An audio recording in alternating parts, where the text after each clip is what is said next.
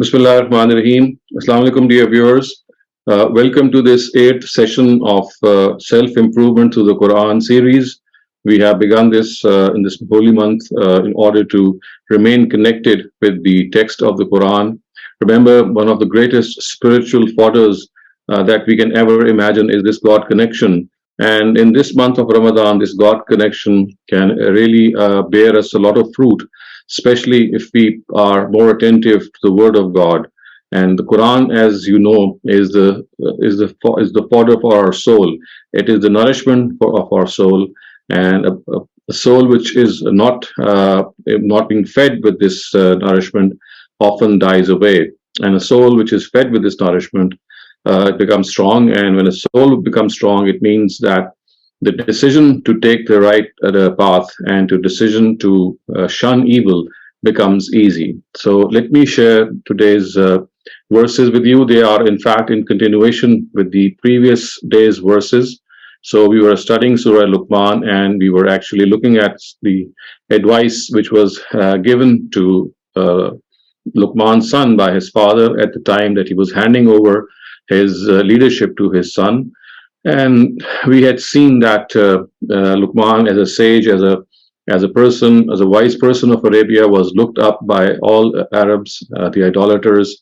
And by citing his example, the Quran is actually telling the idolaters of Arabia that, remember, the religion which is being taught by Prophet Muhammad ﷺ, the basics of this religion is no different from what Luqman taught ages ago. And so therefore, his basic institute from which he started off this advice regarding his child was La tushrik billah, do not associate partners with God. And this becomes very meaningful in the time of the revelation of the Quran, because all the Arabs, all the Bani Ismail, the Ishmaelites, they were incriminated with very heinous forms of polytheism. So they are being reminded that, look, your own and someone that you looked up to, he never ever advocated polytheism. He was a pure monotheist, and you always looked up to his teachings. So just be reminded that what he said is no different from what the Prophet is saying today. So continuing with this counsel and advice, we have these words now, which now make up verse 16 to 19. So the words are, Ya bunayya إنها إن تك مثقال حبة من خردل فتكن في صخرة أو في السماوات أو في الأرض يأتي بها الله إن الله لطيف خبير. So son, the fact is that if a deed is equal to even the grain of a mustard seed, then whether it is in a small mountain pass, or is in the heavens or in the earth, God shall retrieve it. Indeed, God is discerning. He is aware of everything. So one of the things which the idolaters would doubt would be the knowledge of God, the nature of God's knowledge. And they would contend that how could God have knowledge of so many things which go on in secret, and so many things would be absolutely minuscule or very minute. And how can he keep account of billions and billions of people, and of course their deeds, and not only their deeds, but also their intentions. So Luqman is reminding them of the power of the Almighty, and he's telling his son that, look, even if the deed is as small as a mustard seed. Now, a mustard seed is a very, very tiny, minuscule thing. And what he is telling his son is that even if it is as small as a mustard seed, and it is hidden in a small mountain pass, or is in the heavens or the earth, wherever it is, God is going to retrieve it. He is going to play that deed before you. He is going to bring it before you on the day of judgment. So don't think that you can hide from God. So it is this all-embracing nature of God's knowledge, which is once again brought to light by Luqman in this advice. And it gives us this assurance, and also it makes us a little fearful of the Almighty as well. The assurance is that even if we do a very small deed, but it's a good deed, then we should not think that it's not going to be in God's notice. The smallest of deeds will be in His notice. And similarly, we should be fearful of Him, because even if a deed is done in private and hidden and is an evil deed, and it's maybe a very small one, even then it's going to be in God's notice. So these words are both an assurance, and also they are a threat to all of us, that we have to fear God, that if we do the minutest of deeds, He is going to be aware of them. And if we do the smallest of good deeds, even then He's going to be aware of them. So we should not worry that they shall not be counted. And then, as is the case with general advice that we find in the Quran, that right after the pillar of Tawheed is mentioned, and right after the rights of the parents have been mentioned, which we discussed in the previous session, the Quran directly comes to the righteous acts which are foremost demanded in religion. And of course, this has found its mention, and they have found its mention in this council of Luqman. So look what he says. He says, Ya bunayya, aqim as-salat, wa'mur bil ma'ruf, wanha 'anil munkar, wasbir 'ala ma asabak, inna zalika min azmil umur. So four things lined up, and all these four things should not be new to the person or to the people who are facing the revelation of the Quran, because they have been reminded of the Quran, from the Quran as well, to adhere to the prayer, and of course to urge what is good, to forbid what is evil. And of course the Quran has on many occasions said that whatever mishap or calamity befalls you, if a person remains steadfast on it, then this is something which you should do. So all these 4 points which Luqman has made here, again, the idolaters are being told that remember this prophet who's come before you, whatever he has been asking you to do, it should not be a cause of surprise, because Luqman centuries ago had the same demands from you. And this also shows that the prayer was an age-old institution. It was not begun at the time of Quran's revelation. It was a ritual that had been adhered to by all prophets of God. We know from the history of the prayer, which is mentioned in the Quran and in the Bible also, that it started off right from Adam. And we also know from a narrative that this prayer was offered 5 times a day by all prophets of God. Of course, the utterances would be different depending upon the scripture they would be reading, but the postures and the timings and the total number of prayers were always the same. So all that Luqman is telling them is that aqim as-salat, adhere to the prayer. Now, be diligent in the prayer, which means that you must abide by the timings of the prayer, you must be punctual in the prayer, you must be regular in your prayer, and you must pay attention in the prayer. So all these words or all these meanings are encompassed in this small word of aqim as-salat. Be diligent in the prayer, be aware that this is something which is of foremost importance in one's deeds. And wa'mur bil ma'ruf wanha 'anil munkar, that as far as your own life is concerned, it does not merely end with your own self. As you are living in a community, and when you live in a community, the right and wrong of that community, you should not be indifferent to it. Your indifference to the right and wrong around you would mean that you don't have any connection with righteousness or falsehood, because all that you care about is your own self.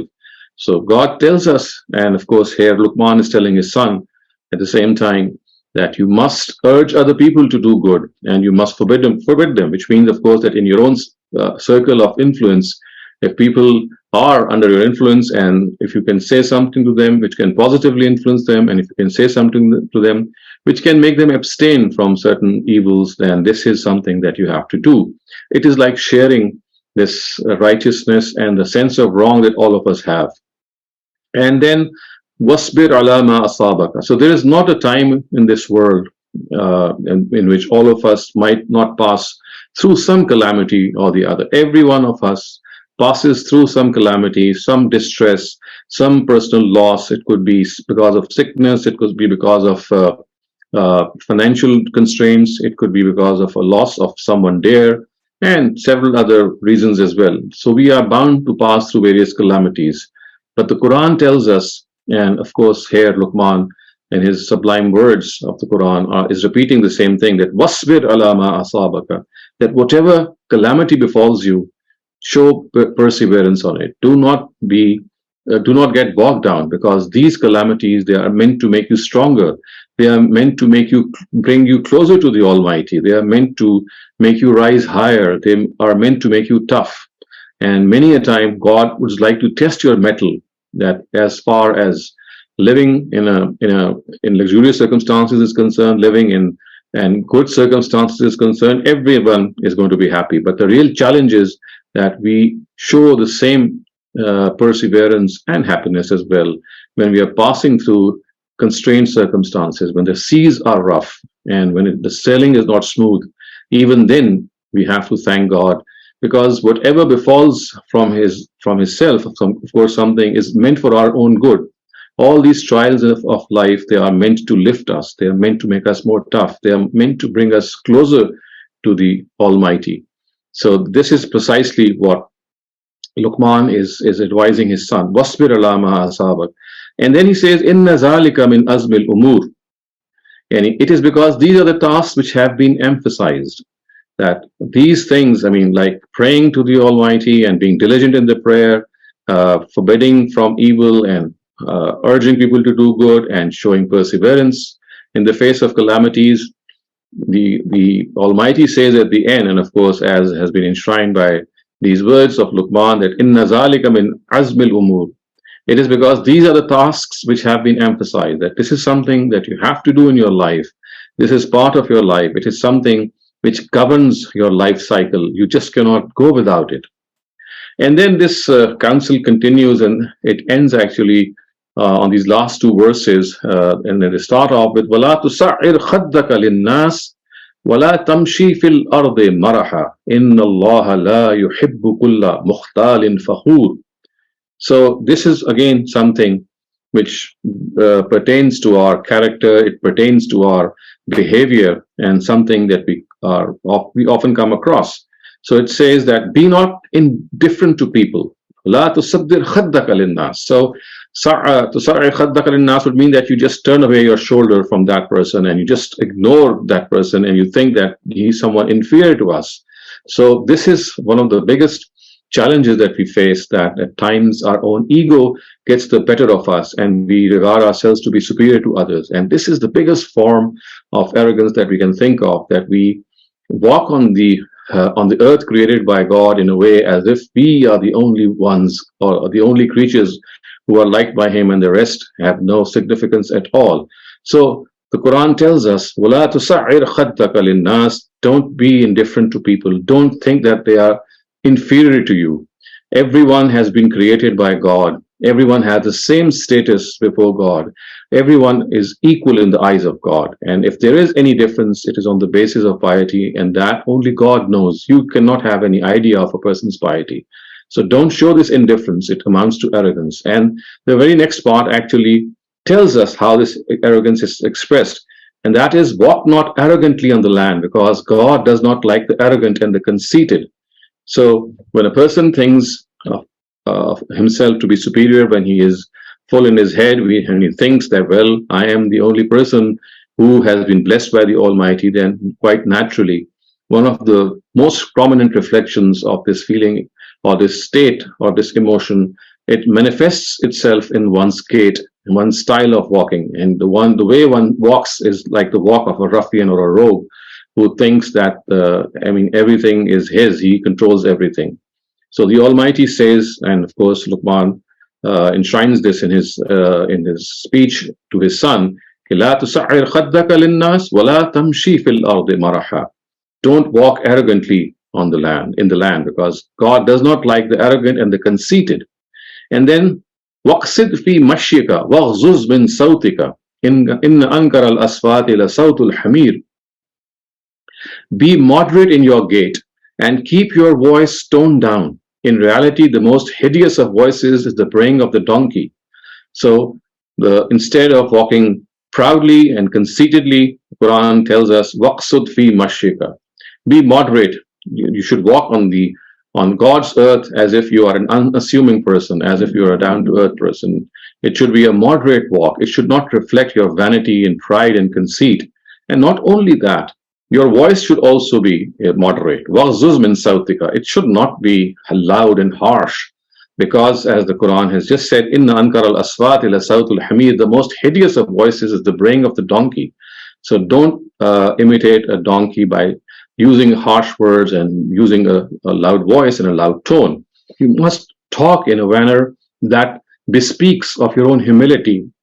Just as one's gait and style of walking reflects one's inner self, In a very similar way, one's tone, one's speech also reflects one's inner self. And God wants this reflection to be a reflection of humility and to be a reflection of the fact that we recognize ourselves to be human beings who can falter and who can err and who regard themselves to be people who always respect other people and regard them to be equal to their own selves. So this brings us to an end to this discussion on this advice which was given to Luqman to his son when he was transferring the reins of his leadership. And this also brings us to an end to today's talk. So I am now available for any questions that you might have. Thank you, Dr. Shehzad, for a very important reminder about how we should be carrying ourselves. Well, first question for today's session comes from Tariq Javed. Tariq Javed, you may go ahead now. Assalamu alaikum. Wa alaikum assalam. Dr. Sahab, today we learned that the Salah was there from the beginning and it was 5 times a day. Right. But on the other hand, we learned from the Miraj, Rasulullah's Miraj, that when he presented himself to God, it was like 50 times prayer, then it was like 40, then 30. So eventually they were reduced to 5. So that means these narrations are not correct? No, actually, you have to understand that when we are dealing with the ascension of the Prophet or his night journey, the Quran tells us in Surah Bani Israel, where this incident is mentioned, that this was a spiritual journey. It was not a physical journey. So the words which are mentioned in the Quran are وَمَا جَعَلْنَا الرُّؤْيَا الَّتِي أَرَيْنَاكَ إِلَّا فِتْنَةً لِلنَّاسِ.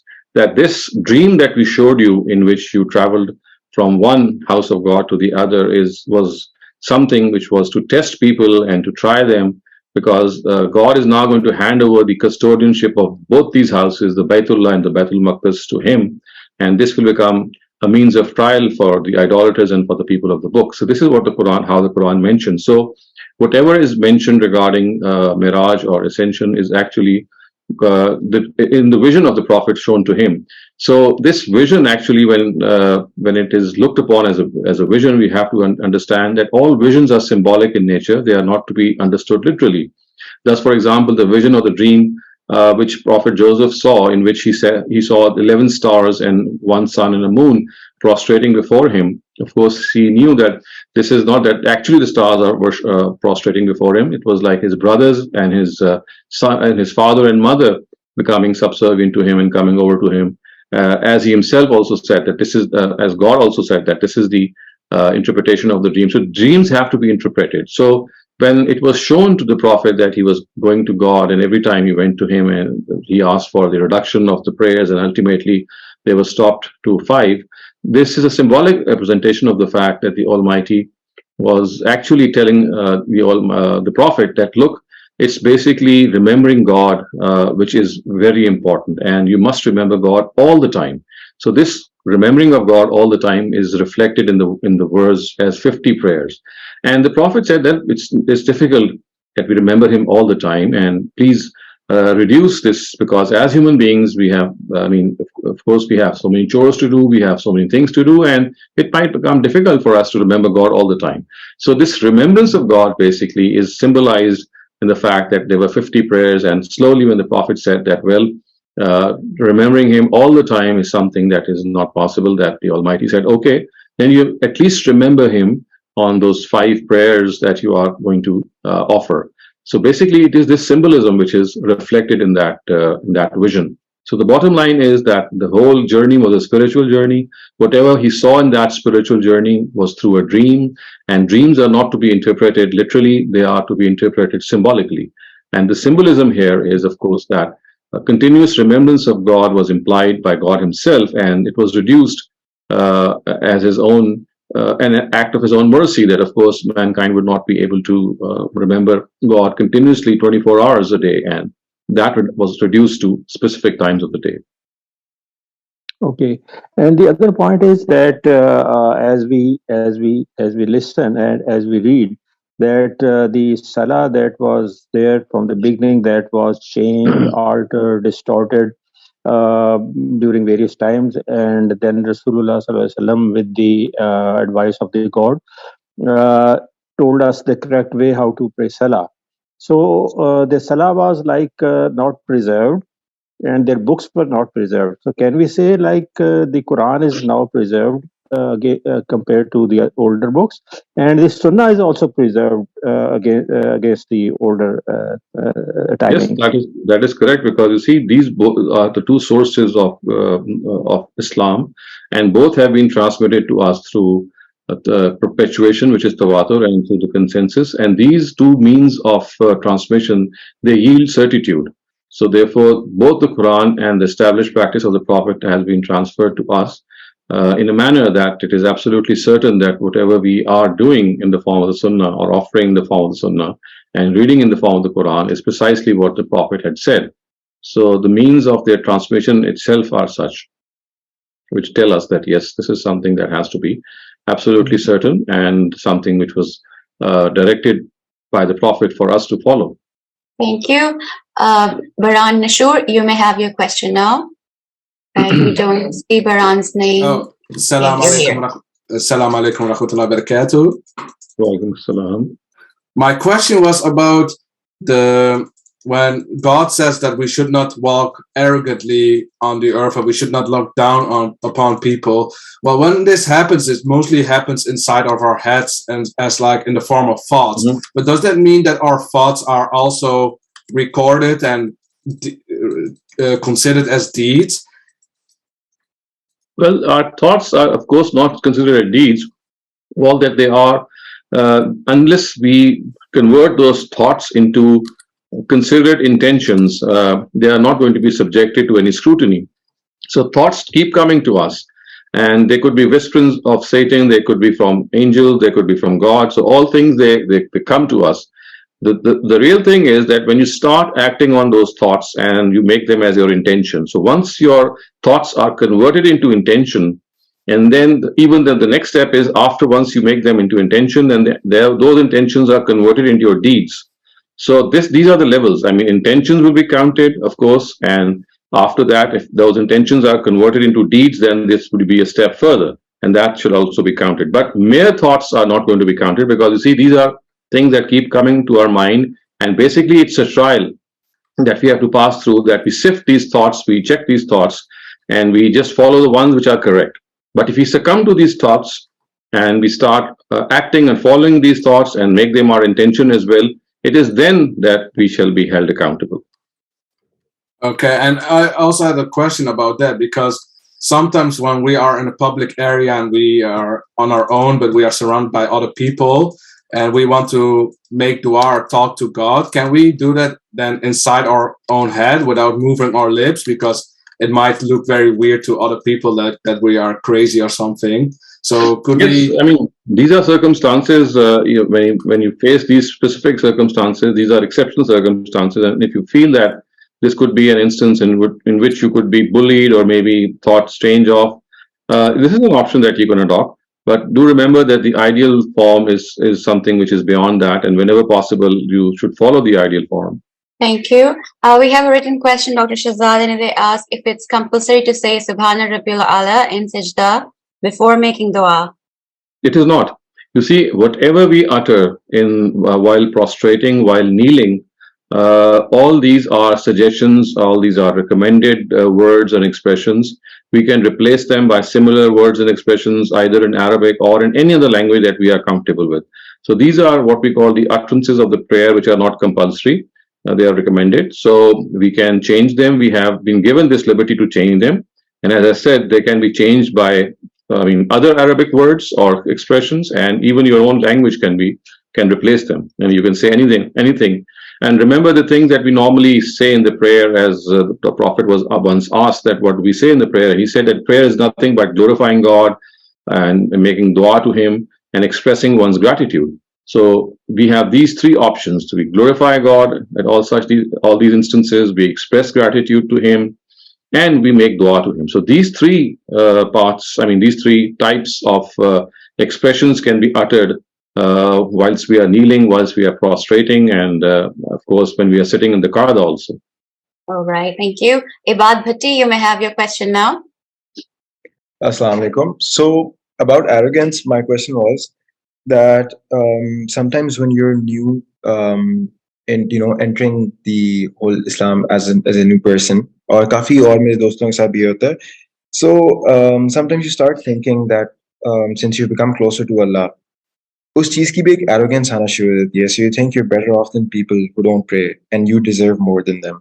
So how do you eliminate that arrogance, that thought, so you can become more, your prayer and everything can become more pure? Yes, This is you're something that absolutely right. Yeah, you're absolutely right that at times righteousness itself becomes a cause of arrogance, and people think that, well, I'm so pious and I'm so righteous, and this Yeah. makes them conceited and arrogant. So I think one of the things that can cut us to size and always make us reminded of the fact that we also can alter and make errors is that we should keep an eye on our faults and our blemishes. And there are plenty of blemishes that we do every day, every 24 hours. If you just look back, there would be things that we might have lied in, we might have made exaggerations, or we might have misreported things, or we might have done something in anger, we might have been rude to our parents. So there are so many things that the most pious of people can still do.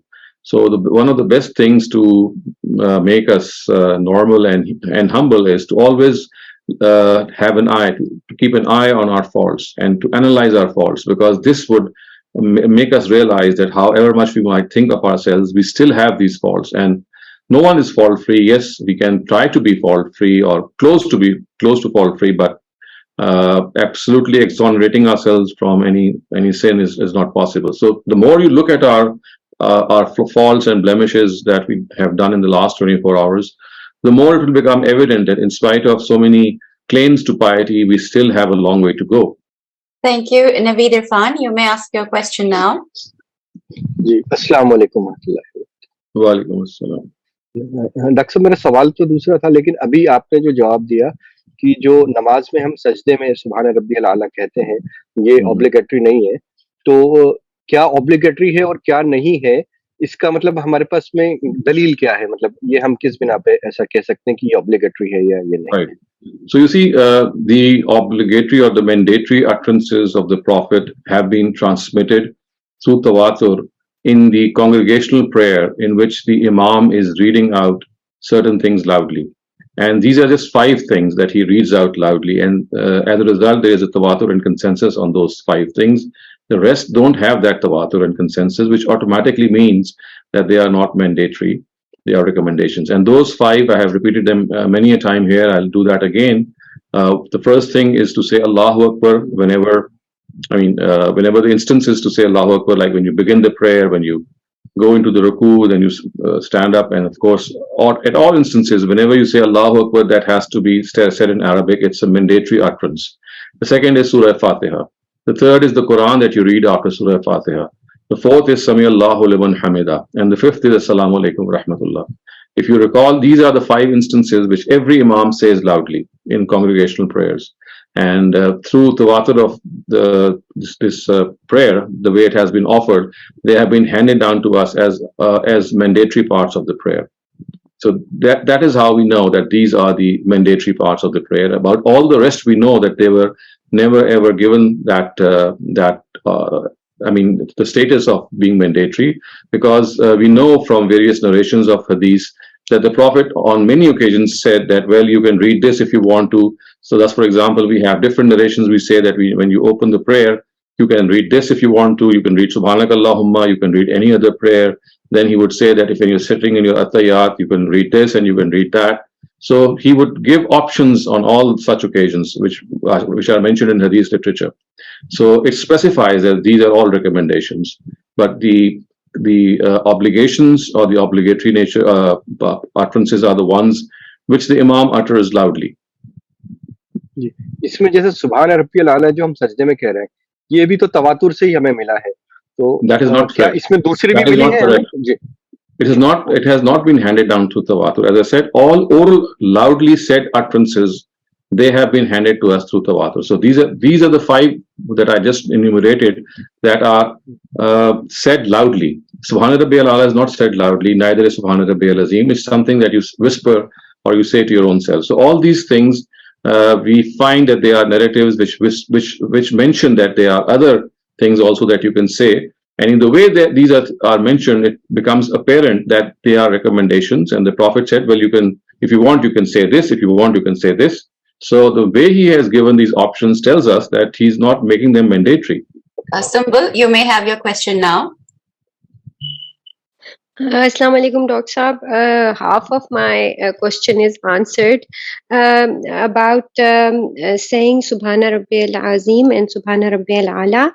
As it was taught, I thought that it's like it's compulsory, but now if it's optional, there was a number like you should say it at least 3 times. So that would be also optional. That's also optional. It's not essential to say all these utterances 3 times. You can say 5 times or 7 times. You can say it once. And as I said, you can say any other utterance in your own language as well. Okay. As long as it expresses God's glory, or you express your gratitude to Him, or you express any prayer to Him, any dua or supplication.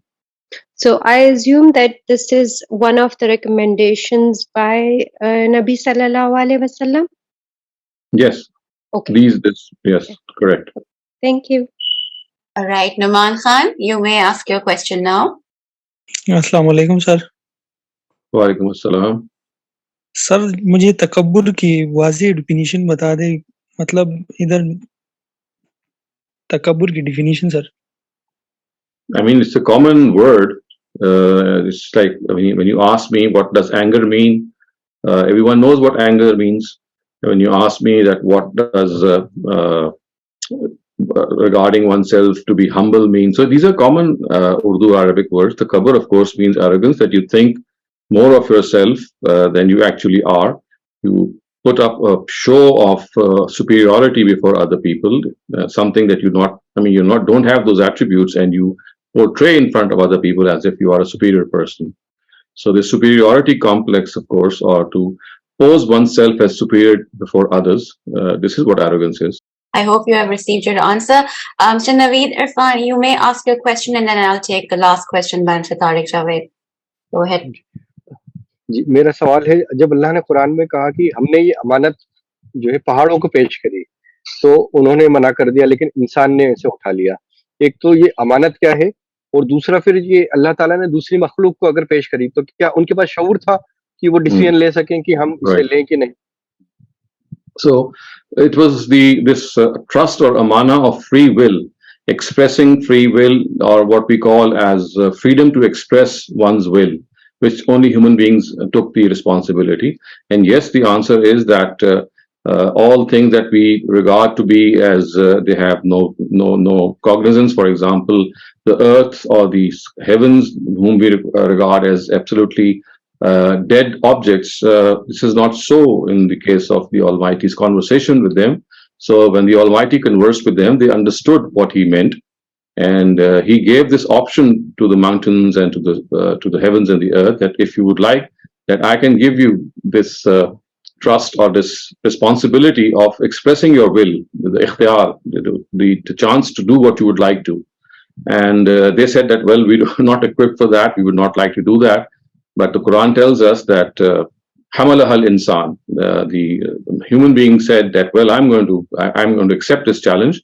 And the Quran tells us, innahu kana zaluman jahula, because he accepted his challenge because he is one who becomes overcome with emotions and who exceeds limits. So a person who has this emotional upbringing, or this fact that he is overcome by emotions and who crosses the limits, because human beings have this trait, so they just leapt to this offer and they accepted it. The earth and the mountains and the heavens, as that verse says, they said, well, we don't have the wherewithal or the courage to accept it. So yes, they do have that level of cognizance.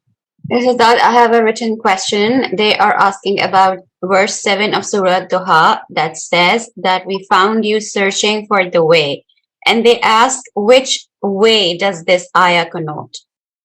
So the verse is, وَوَجَدَكَ ضَالًّا فَهَدَى. Of course, he was searching for detailed guidance. He was sitting on the crossroads where the Jews and the Christians had lost that guidance. Their own scriptures had they had lost their original scripture. They just had translations. So yes, the conception of the Creator was there in the mind of the Prophet. He knew that there's going to be a day of accountability, but he was searching for detailed guidance that how can I earn the pleasure of the Almighty? How can I connect with the Almighty? So this verse actually reflects that very situation, that the Prophet had an idea that there is a God. He had an idea that he would be held accountable. He had an idea that there would be a day of accountability. But these were all three basic tenets which every person has in his own intuition. So he wanted more, more detailed guidance. So this is what is referred to in Surah Duha, that we found you a person searching for the truth, for hada, and then the Almighty guided him towards that truth. Thank you, Dr. Shehzad. Ms. Tariq Javed, you may ask the question now, and that will be the concluding question for today. Okay. Actually, it's not a question, it's just a comment. I just noted that there have been so many questions regarding the Salah, what we should read, what is mandatory and what's not mandatory. So many questions. So my comment would be, I attended one of the courses with one of the Mawrid fellows, Mr. Abu Yahya. It's about 10 lectures. You can join the class or you can see the class on the YouTube.